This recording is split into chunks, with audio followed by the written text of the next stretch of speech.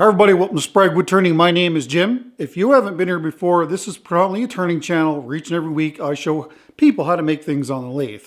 Now this week we're going to be working with some more substandard walnut. Good luck doing anything with this other than being able to cast it in epoxy. And I'm going to make this piece super colorful. So that's the idea. We're going to use a lot of neon colors in this piece. So it's probably going to be one of these pieces that you really like or one of these pieces that you really hate. And at this point, I don't even really know what I want to make with it. I do have an idea, possibly a little dish, but we'll see how the casting process goes and we'll go from there. But anyway, first things first, we're going to need to trim this up on the bandsaw so that we can fit it in our casting bucket.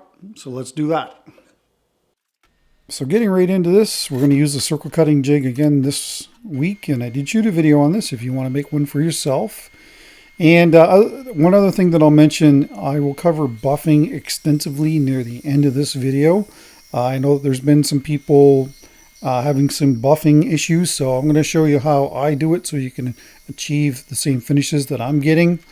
And the last thing that we're going to do with this piece is take it over to the lathe and use the brass coated brush to clean up the surface, just in case you see any of it through the epoxy after it's been casted.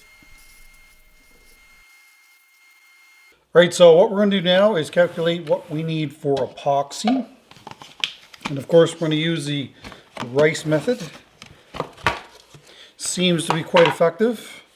Now, filling this big cavity is going to be a bit of an issue, so I guess really all I can do is just kind of hold my hand over it here and try and fill it best I can, and then put it inside the bucket. It's very important to fill as many voids as you can. If you don't, then you could be short on epoxy when you do the pour. And since we're going to be doing a arc cast timed pour, it's important that we have the right amount. All right, so I'm just going to call this 1.8 liters, and so we'll just call 1.8 times 1.4, and that's 2.5 liters of arc cast. We're going to use arc cast here, so that's a lot of epoxy. It's not meant for this, so I'm expecting this to thermal crack. That's fine. In a way, I'm kind of maybe hoping it does, to be perfectly honest with you. But anyway, if you haven't seen this method before, the 1.4, the 0.4 is basically the airspace that's around the rice. That's where that calculation comes from, and it's actually very accurate. Anyway, I'm going to blow the rice out of this to make sure there's none in there, and I'll get everything set up and I'll be right back. Like I said earlier, we're going to be using arc cast on this piece. One of the reasons why I used arc cast this week is because I was short on time and needed to have a quicker pour. And this is one thing that I really like about arc cast is, you can typically work on it the next day without any issues. The only problem with it does have limitations. Arc cast is really only meant to be poured an inch deep, not as deep as we're going to pour this week.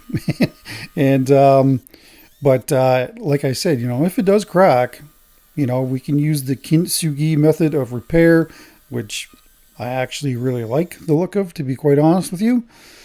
But one thing that I want to do is to pour out kind of the equal amounts of epoxy in each of the buckets so that they warm up at the same rate.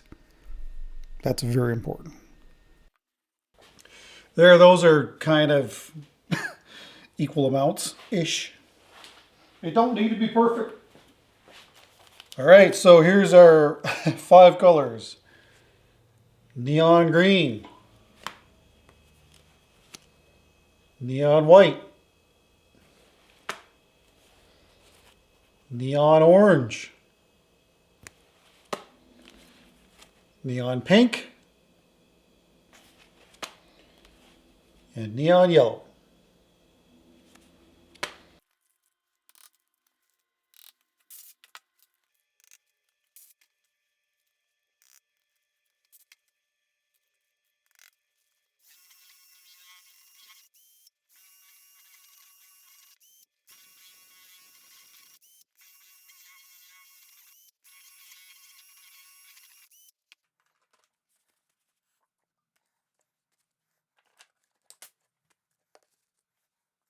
All right, so if you haven't seen this method before, this is a battery blanket that you wrap around your battery here in Canada in the wintertime. And the cups are sitting on here. The heat will drive the bubbles out of the mix here. And the whole time that this is happening, I'll be stirring it to make sure that it's all mixed properly. And anyway, this is a great way to get color separation. So what I'm going to do is take this, put it in the pressure pot, get it ready to pour.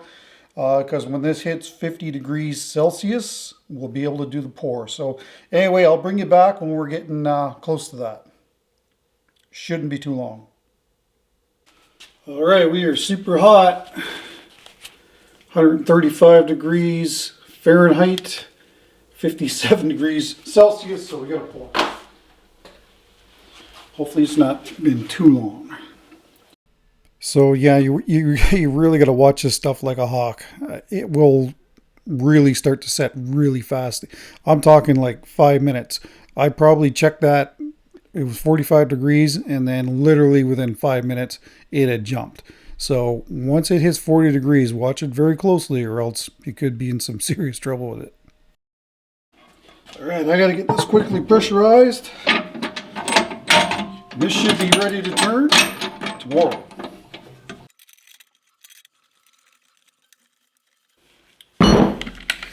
All right, it is the next day. You can tell that it definitely got hot. Kind of disappeared there in that area. I don't see any thermal cracks on the top. We're not going to do anything with this today. I just want to get this out, make sure that I don't have to fix any thermal cracks. And if we do, then of course we can do that now. I'm glad to see a bit of this white hang around. I was a little worried that it might get washed out, but looks like we got ourselves a nice white cloud in here. Anyway, let's get this out and have a look at what we're dealing with.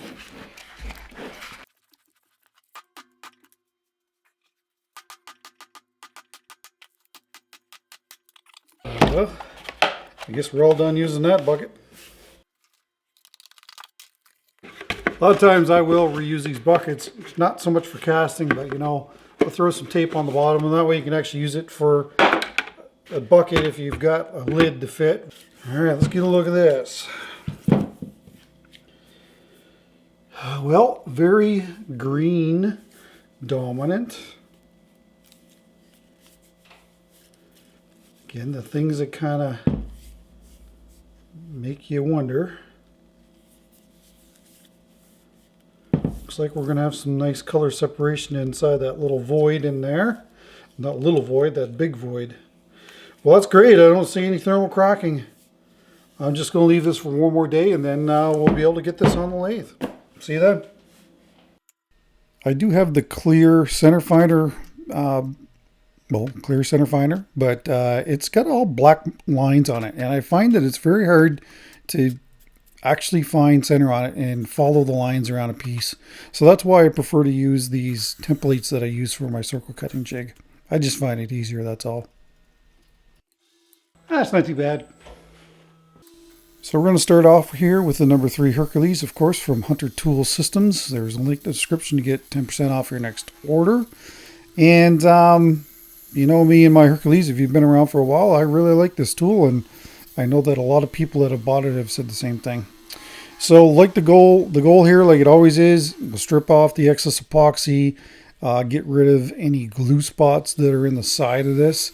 And then, you know, we'll make a determination as to what we're going to do with this piece this week. Yeah, I mean, it's green dominant. And when I come out of the pressure pot, I was actually pretty surprised by it. I was not anticipating on it being so green heavy.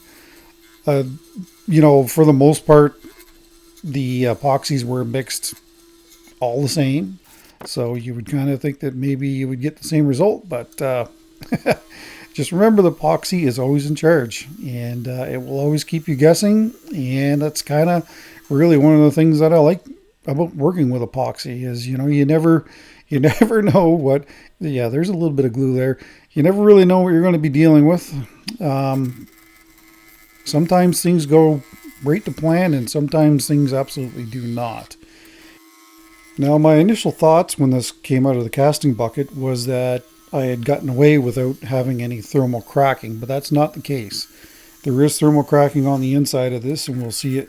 I do find it rather interesting that any piece that I've made that's an overpour, like this is an extreme overpour, if there is a void in the side of it, that's typically where you're going to see that thermal cracking. And I think I've got that figured out, and I'll talk about that in a little bit. But again, you just never know. You never know. All right, it's decision time. Now, as far as turning this into a lidded dish is concerned, I don't think that that's really going to look all that good. I do have to take this down, another 1/4 of an inch or so in height. But, the majority of the lid would be all epoxy with one little section of wood in it. So, I don't think that's going to look all the best.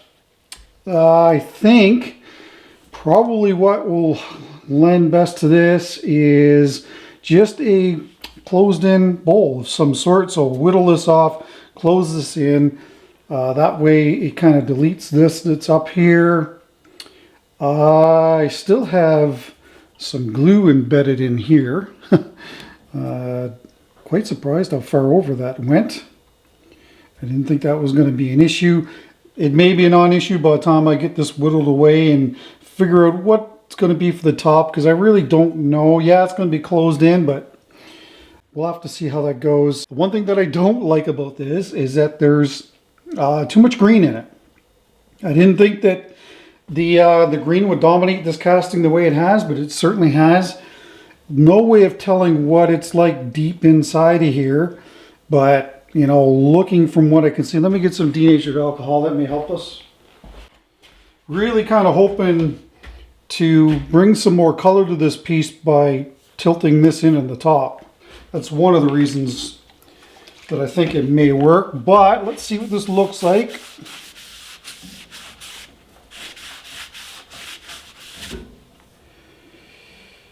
Yeah, very, very green. Got some red in there. A little bit of red here at the top.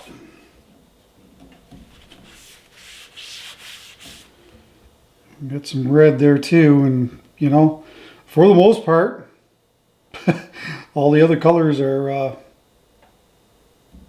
not there. You can see some of the yellow in there. When I look down on it this way, I'm picking up some red. So yeah, I think maybe that's what we'll do. Hopefully we'll just expose more color other than the green, which, I'll be honest with you, is a little surprising. But anyway, that's what I'm going to do. This here should look pretty cool too, because it's going to be on a curve. So I don't know, be like a little cave. Anyway, that's what I think I'll do. So a bunch of those colors must have just combined together to give us kind of that light green, because that certainly wasn't the color going in. So that's the only explanation that it can be. But anyway, I still like it, and I hope you guys do as well.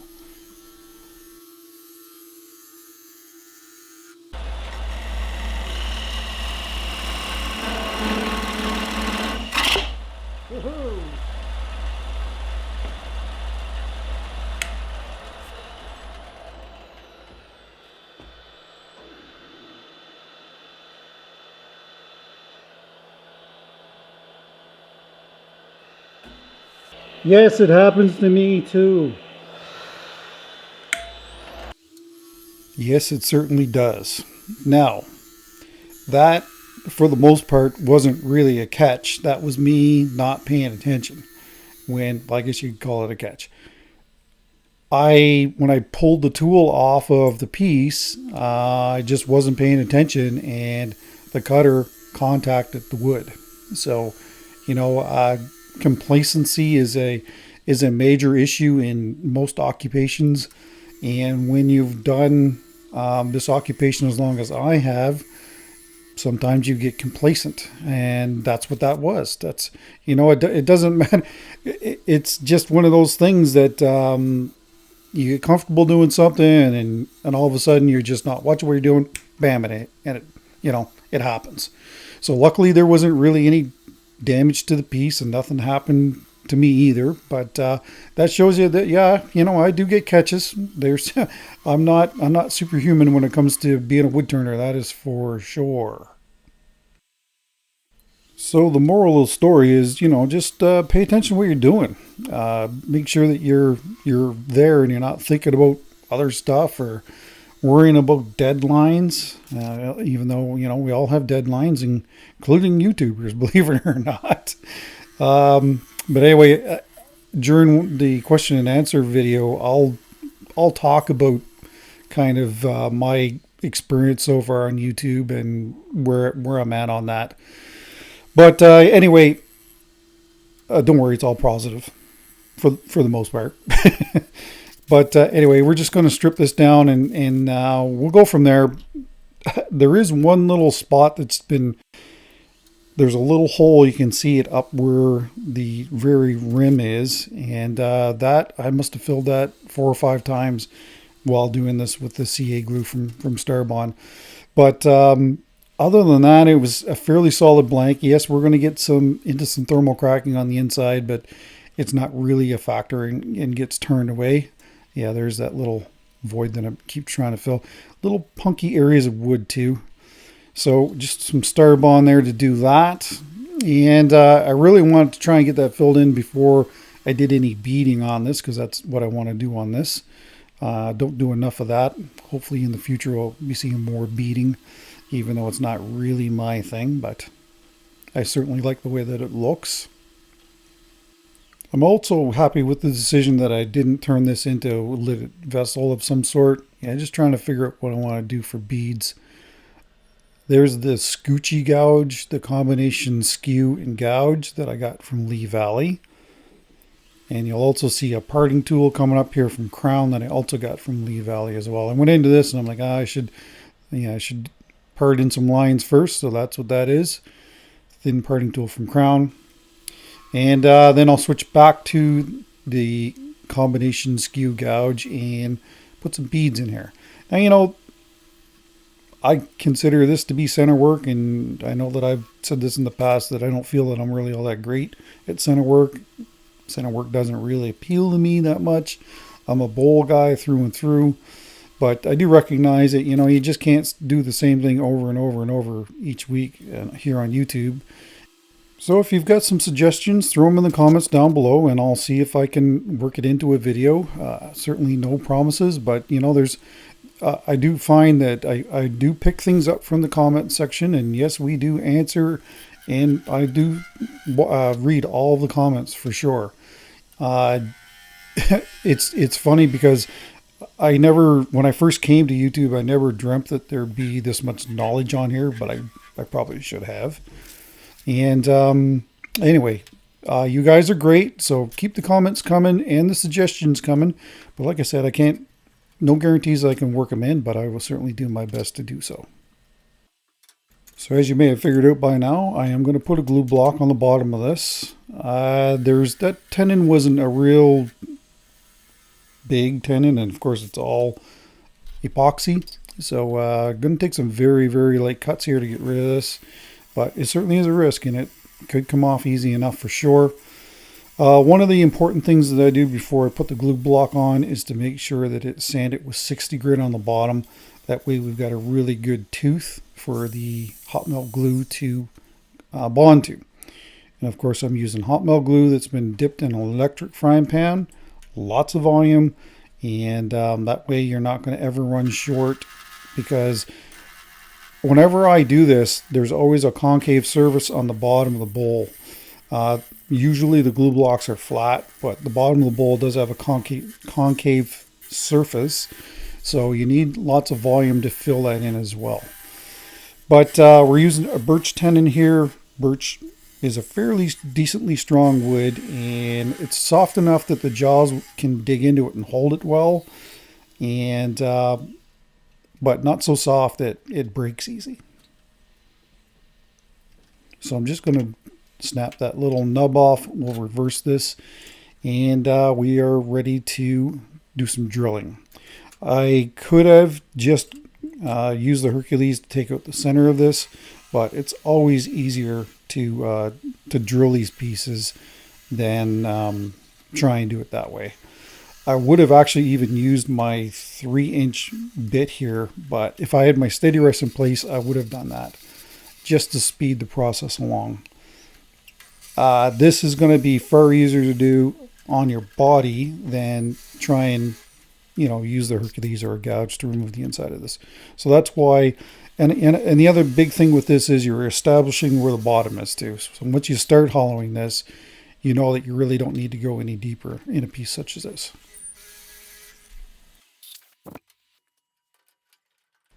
So we're going to move this outboard, and for the newer subscribers, you're probably wondering why I would move this outboard, and that's because I'm left-handed. It's just a lot easier for me to work on the outboard end of this lathe because it has left-hand threads, and it's just a lot more comfortable for lefties to use. So if you're left-handed and you're kind of struggling with your turning, look for a lathe that has left-hand threads on the outboard end, and you'll see a remarkable difference in your turning, how easier it is. To be honest with you, maybe I should have stuck with just trying to do everything right-handed, because of course the vast majority of the items that are made for lathes are meant to be used on the inboard side and not the outboard side. But regardless, this is way more comfortable for me, and back in my production bowl turner days, this was certainly the best way to go. That's the #1 Badger Cub straight tool, and that should be available for purchase now on the Hunter Tools site. When Mike Hunter sent me this, I never thought that I would use it like this, but this thing actually worked really, really well on the inside of these pieces, and I'll certainly be using it a lot more in the future, especially since there's not a real, it's not a large diameter piece. If it was a larger diameter piece, then using the Hercules in here would be an easy thing to do. The other thing with this tool over the Hercules has a cutter. The nose is kind of tipped down on the front, where this is not. It is straight out, and it's, the more up and down you hold this tool, the more aggressive it is, and the more you turn it to the right, where you're kind of exposing less edge, the less aggressive this tool is.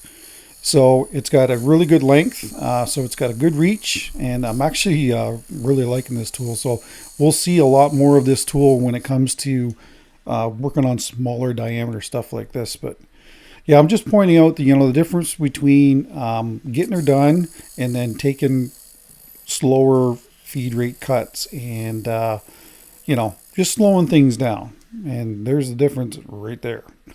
So a lot of times, I think maybe even talked about this last week, a lot of times I'm just roughing things out just to get it down so that I can actually take those finesse cuts and clean things up nicely. There, we can see our thermal cracking, and again, it's in that little sight glass window, just like it is on every other piece that I've done. So, I think the reason for this, I know that I never actually really talked about this, is that epoxy is trapped in that void. And while the epoxy that's on the top certainly can regulate its heat and kind of vent upwards, that epoxy that's trapped down in that void, well, it can't go anywhere to get rid of its thermal heat that it needs to get rid of. So I think that every piece that I've done has literally been like this with that sight glass window. There might have been one that it wasn't, and that was probably because it was like a fridge pour. I put it in the fridge to slow the cure of the epoxy. But anyway, I just found that an interesting observation, and I believe that that's the reason why it keeps happening in these little sight glass window areas. But please share your thoughts down below. Now, I was worried about this migrating. I mean, this is a very violent process that we're doing right now.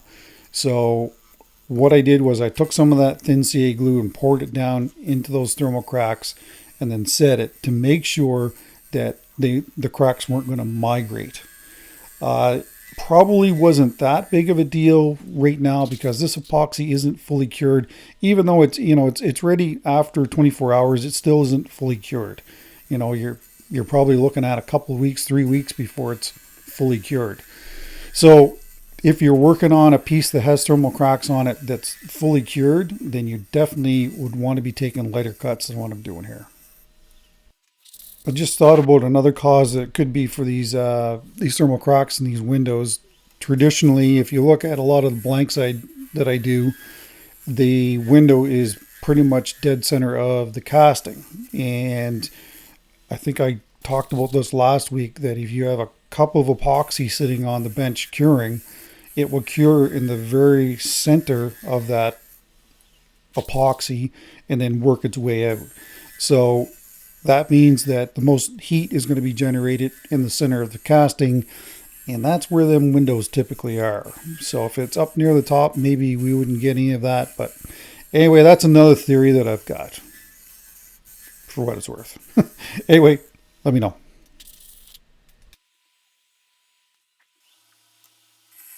So as you watch me whittle this down, I'll give you a little shop update here. Well, there's really not a whole lot to talk about. We still don't have any power. The line survey's done, pole survey's done. I've paid for all of the poles and the wire, just waiting for them to show up.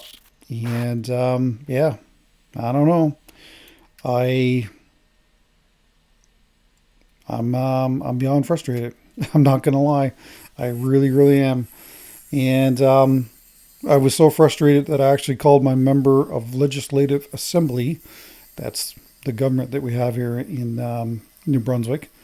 And I got a hold of his assistant and asked them to look into it. Like, the work order, this is over 3 months now. Like, this is ridiculous that I don't have power. So anyway, we'll see. They're supposed to get back to me actually today. But, or actually, I guess it's tomorrow.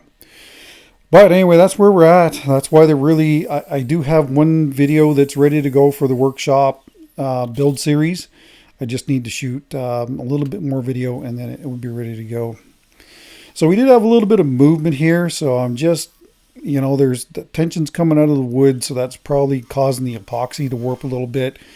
And of course, if you put a lot of heat into this epoxy, yeah, it definitely will move a little bit. But I think the main culprit here was just tension, built up tension coming out of the wood as we're working it here.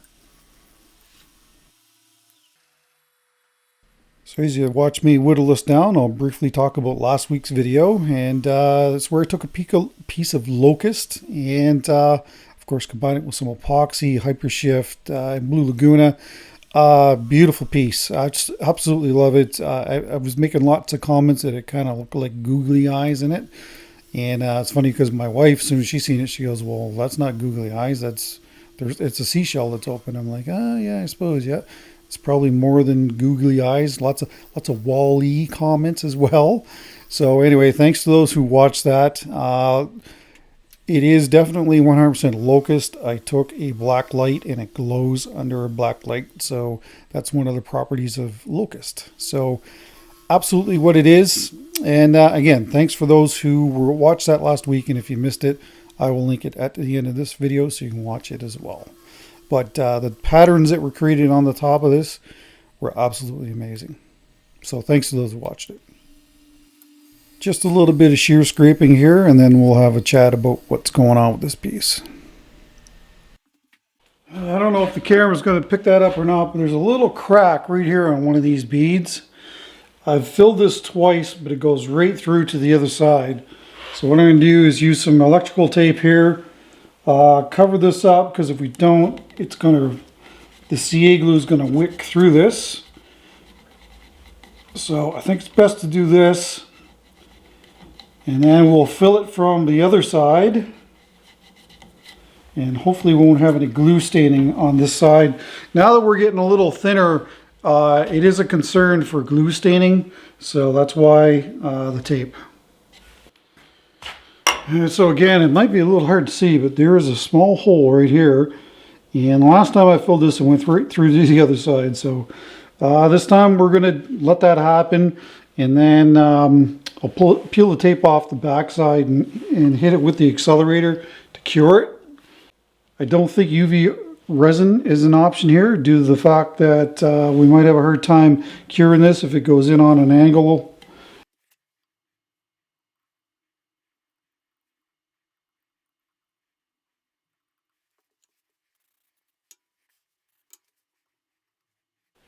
Yep, see, it was coming through. It's a good thing I put that tape on there.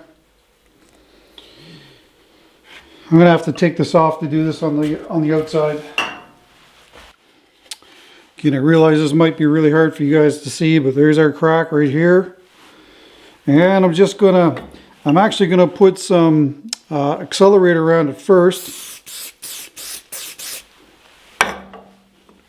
That way if it runs, hopefully it will cure quickly.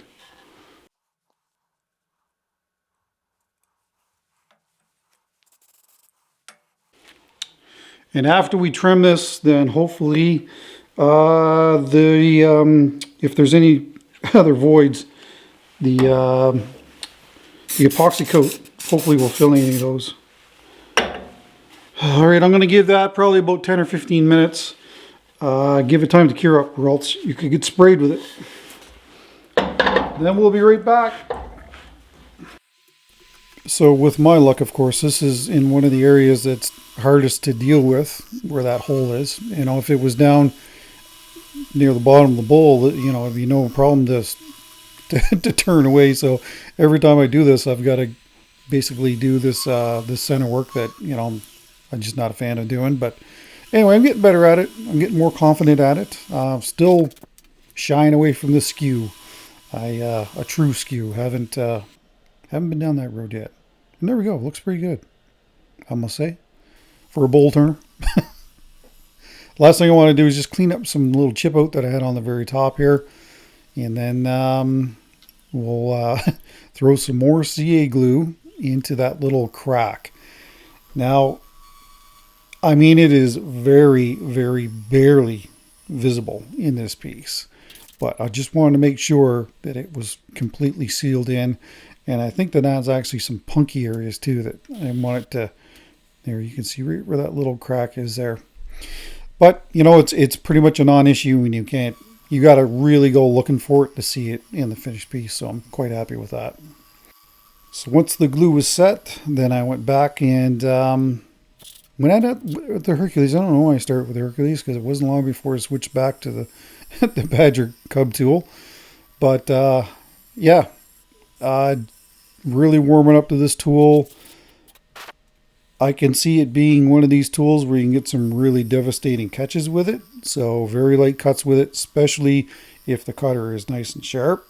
But I mean, that you can probably say that on pretty much any tool. Anyway, once the tooling is done, I've muted the volume here because it's just too whiny.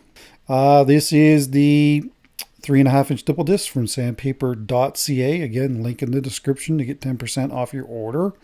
And this will sand it from 60 to 180 because, of course, we're going to be doing another epoxy coat like I've been doing on pretty much all of these pieces. And this piece certainly would benefit from that.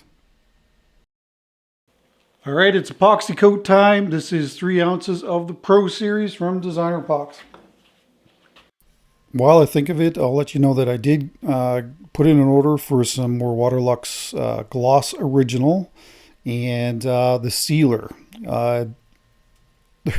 There's a woman that's been waiting for a bowl from me for 2 months, and I have refinished this walnut bowl I don't know how many times. The problem is it's typically on end grain walnut that I'm having an issue with. So I'm hoping with using the sealer before the Waterlux Original that it will sort that out. Anyway, it's been a very trying issue for me.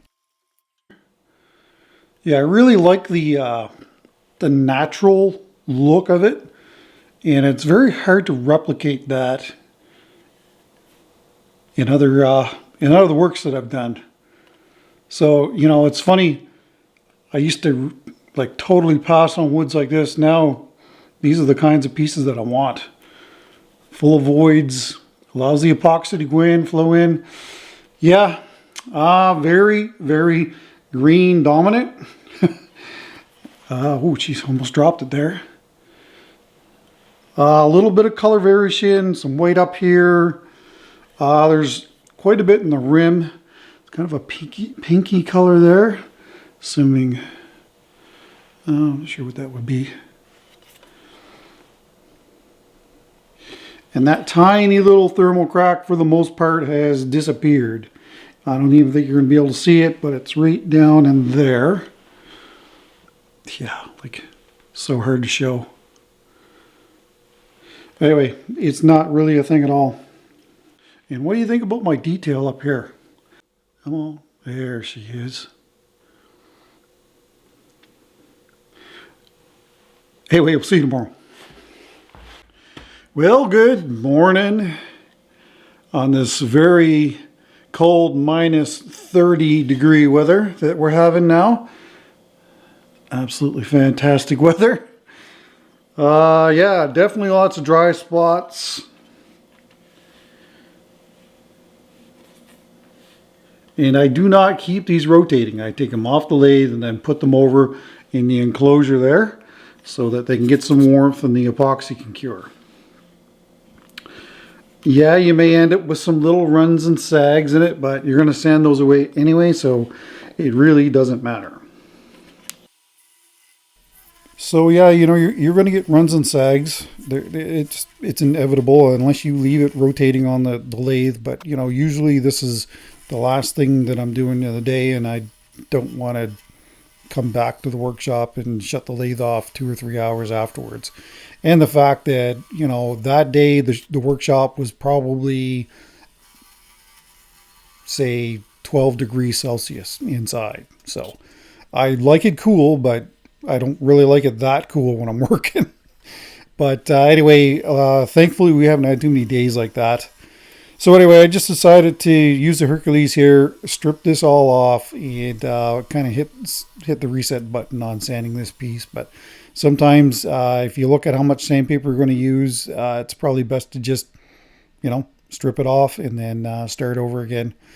Anyway, started sanding at 60 and went all the way to 800. And then, of course, we're going to buff it with the triple E compound and clean it with the denatured alcohol like we always do. A very, very important step that some people seem to overlook. And if you're going to use this method, you definitely need to clean the surface of this before you can apply any of this. There was a comment the other day that they were talking to Waterlux and they didn't want denatured alcohol used between the coats. But, you know, I don't really have any other way to clean it, I don't think. I mean, you could maybe use camping fuel. It's kind of almost in the same category. Methyl hydrate. But to be honest with you, I don't see a noticeable difference at all. So anyway, those are my findings. Right here is your first coat of Waterlux Gloss. In regards to the denatured alcohol, I can't help but think that maybe it's got something to do that if you're working on a table and you want to clean it with denatured alcohol, that, you know, if you get large drops of it on there, yeah, there's no doubt that it probably could soften the finish. So that might be one of the reasons. If I think about it, I'll get a hold of them and try and find out why. Well, there's your first coat of Waterlux. After some pretty aggressive tooling and sanding, looks like the finish for the most part still sitting on the surface, so that's good. I love that little detail there. Down inside, nice and shiny. Bit of chatoyance down there. That's always a good thing. And as far as our thermal crack is concerned, well, for the most part, it's pretty much gone. Don't even see it actually. So that's a good thing. Just wish that we had a little bit more color variation in this piece. That's the only thing that I'm kind of a little disappointed in. But other than that, it's a pretty nice little bowl. Anyway, let me know what you think. We'll see you tomorrow for the second coat. All right, so that's what it looks like after the first coat of Waterlux. It's covered pretty good, actually. Some light up here. Still shiny all over, so that's good. Yeah, but you can tell that it definitely, you know, again, when you rub your hand across the surface, you can feel that kind of texture that you really shouldn't be feeling. Almost like, I don't know, just like it's got a tiny little bit of sand in it. You can even hear it.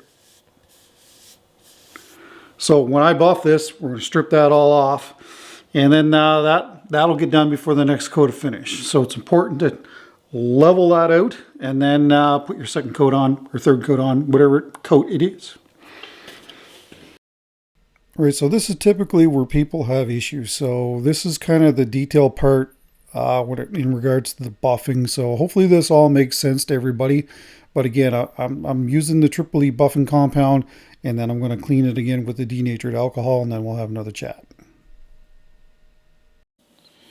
All right, so I buffed this and then I cleaned it, and now I can still kind of feel, you know, it's kind of pimply, if you will.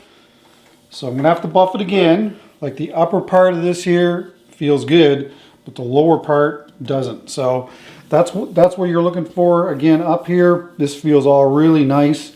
But down in the base, this is going to be tough to do. Waterlux is a hard finish. So sometimes it's probably best to maybe even use some 6.0 steel wool on it before the next coat. But I'll try and buff it again, but because it's at the very bottom, you know, you don't have a lot of RPM to generate a lot of heat to kind of flatten the finish, if you will. Just let me pull this off and I'll show you what I mean by pimply texture. So I hope the camera is going to pick that up. I know, do you see how that's got like a texture to it? But up here, of course, it doesn't. It's nice and smooth. This is what you want. This is what you don't want. So I'll try and buff that again to knock that finish down. And if I can't, then I'll switch to the 6.0 steel wool and then do a quick buffing after that, and hopefully it gets rid of it. And so I don't know if the camera is going to pick that up. Hopefully it is. But anyway, the other thing too, if you have a dust collector that you use at your lathe, make sure that you turn the nozzle away from the finished piece that you're working on, because what will happen is my impeller will keep going and going and going, and then it will stop, and then eventually it'll backfeed just a little bit, and then so any dust that may be inside of this will get transferred to your piece, and trust me, you don't want that to happen. Now I can't remember what this drill spins at, but I think it's at least 1800, and the further you get away from center, the more surface speed there is, so you can generate more heat. And of course, loading the buff with the buffing material, the Triple E, will help as well. It will definitely make it more aggressive. So I was having problems down below. It just wasn't cutting through that hard finish. So the 6.0 steel wool was the solution to that. And then I think I go back and buff it again after that. So this is what I've had to do in the past as well. Knock it down with the 4.0 steel wool or 6.0 steel wool. I prefer 6.0 steel wool with the epoxy. If I'm just with normal wood, then I'll probably just use the 4.0 steel wool and then go back and buff it again. And you'll see, like when I'm pushing on it, there's a lot of deflection in the pad. So there's a lot of pressure being applied to this to generate the heat. All right, so that's a lot better. You can probably see that the shine is more even as well. For the most part, the texture is gone. There's going to be a little bit, I mean, you're going to get a little bit of texture because of the grain, but as long as you don't have kind of surface stuff here happening here, it should be great. And it is. So that's nice and smooth. I wish you could touch it, but it is nice and smooth. And same thing on the inside. even down at the base. Anyway, you have to do this between every coat or else you could have problems. And I will say that as you build coats, this will go away eventually. So, you know, that usually happens after the second coat, but we'll see. Anyway, I will share my results. Well, you'll see the results of this. But anyway, that's the way that I do this, and maybe I haven't made it all that clear in the past, so I thought it was important for me to cover it this week. This is your second coat of Waterlux Gloss Original. The other thing that I like to do, the absolute last thing that I do before I put the next coat of finish on, is to use a blowgun and blow this all out to make sure that all the dust is gone, because just the amount of time you go to get finished and set things up, you could have a bunch of dust land on top of this, and then of course that's going to transfer to your piece.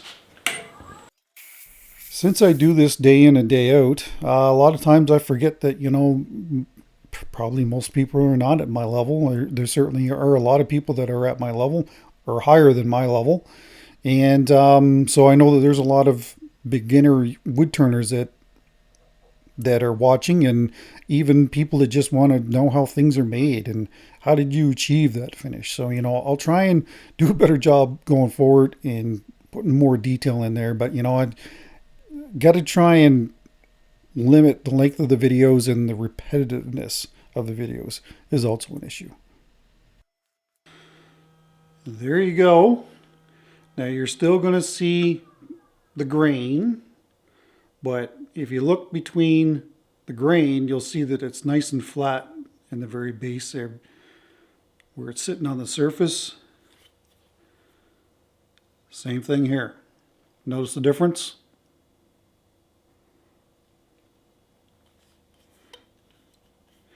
This was one of the questions for the question and answer video that I'm going to do, so I'm just going to reference this. I'll quickly talk about it in that video in case people missed it, but anyway, that is what you're looking for when you're putting multiple coats of finish on when you're using Waterlux.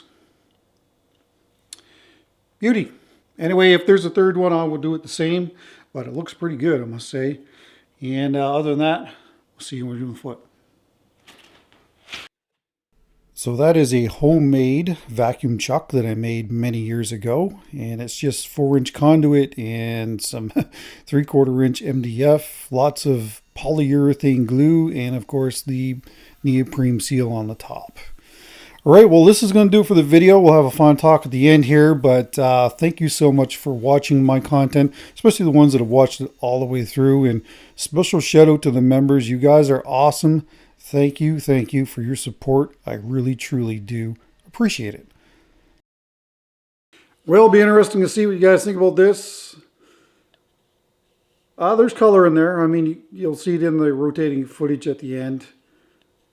But yeah, for sure it is green dominant. There's no doubt about that.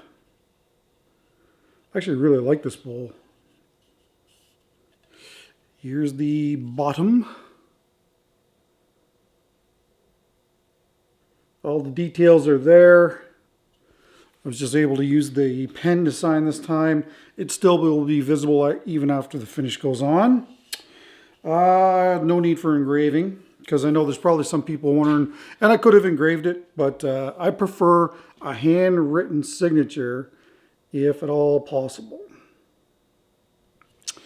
Size on this, got it written down here.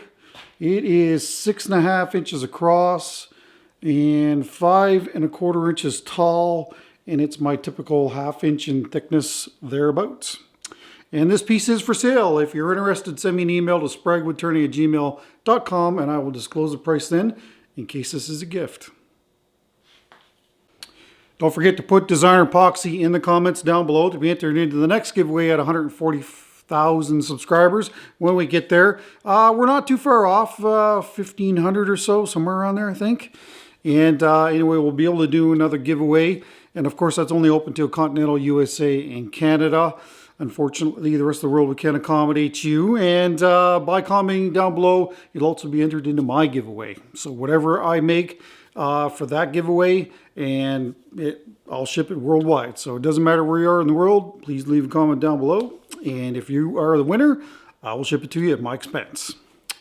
Next week, I think it's going to be the question and answer video. I've got a lot of great questions, so thanks to those that have sent them by email, by Facebook, by YouTube. Anyway, there's been a bunch of questions sent to me, so I'm going to compile all those, and that will be next week's videos. So please come on back for that. And you know, I think what I'm going to do is I'm going to cover a lot of things in detail. Like for instance, today I covered a lot of buffing. I think I did that one other video, like probably it's been a while now.